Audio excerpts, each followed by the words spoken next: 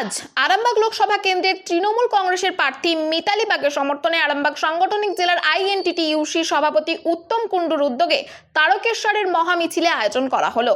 এই দিনের মহামিছিলে উপস্থিত ছিলেন টলিউডের বিশিষ্ট অভিনেত্রী তথা তৃণমূল বিধায়ক লাভলি মৈত্র সহ তৃণমূলের শ্রমিক সংগঠনের বিভিন্ন নেতৃত্ব ও কর্মী সমর্থকরা। মিছিলটি তারকেশ্বর নতুন বাসস্ট্যান্ড থেকে শুরু হয়ে পদ্মপুকুর মোড়, চাউলপট্টি মোড়, বিপিআর গেট, থানা রোড, জয়কৃষ্ণ বাজার মোড় সংলগ্ন অঞ্চল পরিক্রমা করে পুনরায় নতুন বাসস্ট্যান্ডে এসে শেষ হয়। এদিনের এই মিছিলটি কার্যত জনজোয়ারে পরিণত হয়। আগামী 20 মে লোকসভা নির্বাচন, তার আগে এরকম একটি মিছিল যথেষ্ট তাৎপর্য বলে মনে করছেন রাজনৈতিক মহল।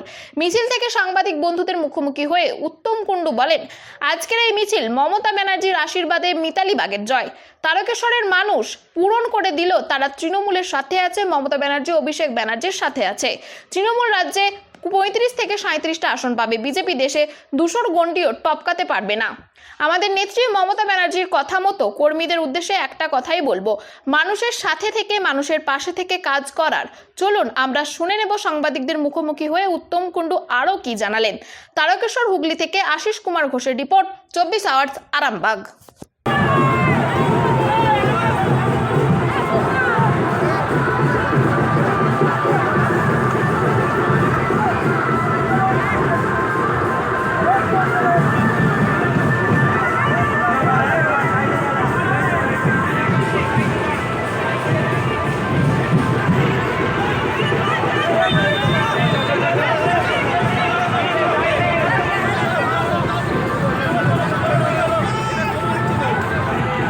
নির্বাচনের একদম শেষ লগ্নে এসে আপনার উদ্যোগে আজ মহামিছিল, কি বলবেন? এটা মমতা ব্যানার্জির আশীর্বাদে মিতালির জয়।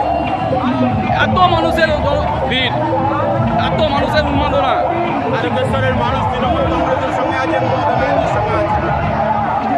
ফলাফল কি আশা করছেন? তারকেশ্বরের মানুষ মমতা ব্যানার্জি, অভিষেক ব্যানার্জি তৃণমূলের সঙ্গে আছে। আমরা 35টা থেকে 37টা আসন পাবো, প্রতি 200 পার করতে পারবে না। প্রতি লোকসভা, বিধানসভা বা অন্যান্য কোনো নির্বাচনে প্রতিবারই দেখা যায় আপনি যখনই কোনো মিছিল বার করেন তার সবসময় জনজোয়ারে পরিণত হয় তারকেশ্বরে। মমতা ব্যানার্জির জয়, অভিষেক ব্যানার্জির জয়। আজকের এই মিছিল থেকে এলাকার মানুষকে এবং কর্মীদের কি বার্তা দেবেন? মানুষের সাথে থাকতে, মানুষের পাশে থেকে আমরা যেভাবে কাজ করি, সকলকে বলবো আমরা মানুষের সাথে, মানুষের পাশে থাকবো। ধন্যবাদ দাদা।